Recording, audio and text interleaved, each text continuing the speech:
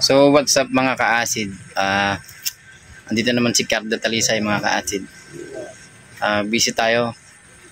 Ito medyo dito tayo sa night market mga ka-acid. Balik nakakuha tayo ng kunting kakabuhay natin kaya medyo busy tayo mga ka-acid. Pero nagdi-display tayo. Medyo umuulan-ulan pa kaya nahihirap mag-display, may bagyo pa naman. Yun. Ito yung mga dinidisplay natin. Ayan, kasama ko rin yung anak ko. Ayan ang kasama ko mag-display mga ka-acid. Ayan ang mga tinda natin. Oh. Ito wala pa naman kasi dinidisplay pa natin. Mag-display tayo. Hirap mag-display mga ka-acid. Hanap buhay tayo para sa kinabukasan natin. Yun. Kaya mga ka-acid, ano mga tinda natin.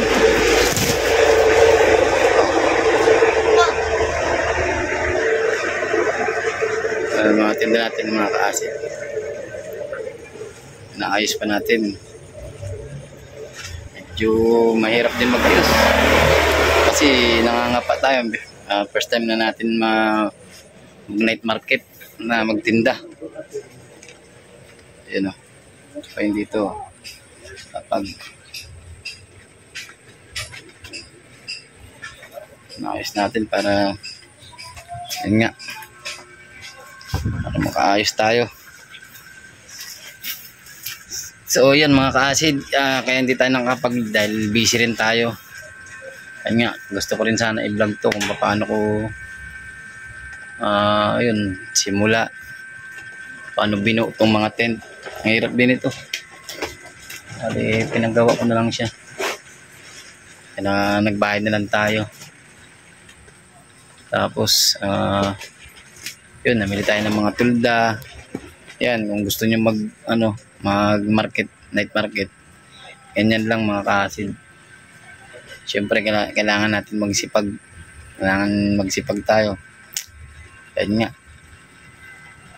Para mabili natin yung mga gusto natin. Ayun. Medyo marami pa tayong tatrabahuin. Hindi pa natin natatapos. So, pahinga muna tayo ng konti. Para mamaya na naman. Bali ngayon alas 2 ng hapon dito. Ngayon may bagyo kaya hindi gaano tayo nag-aayos kasi may bagyo nga. Makakatakot kasi trapal lang to yun. Trapal lang. Baka mabasa yung mga laruan natin mga ka-acid. Yan o, mga karton kasi yan eh. Hindi pwedeng mabasa. Pag nabasa yan, wala na. Yun nga. Medyo wala yung halaga pag nabasa. Kaya kailangan ingatan natin yan. Marami pa tayong asikasuhin hanggang mamaya pa tayong madaling araw dito. Bali nag-umpisa ako. Nagising ako kanina, alas 5 rin ng madaling araw. At puro ganun yun. Puyat yun. Puro puyat tayo ngayon. Bali hanggang ano lang naman to. Hanggang January. Kailangan natin muna magtiyaga na maghanap buhay para meron tayong nilaga mga ka-acid.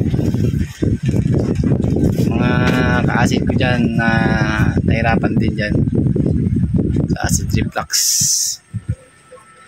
wala din yan. Basta lahat ng mga video ko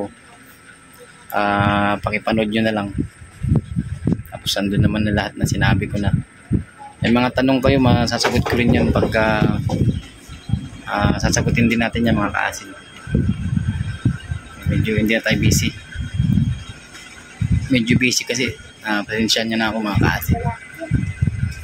So yun, nandito na mga ka-acid. Ingat kayo lagi. Andito lang si Cardo. para sa mga vlog natin mga kasid. Ingat kayo lagi. God bless.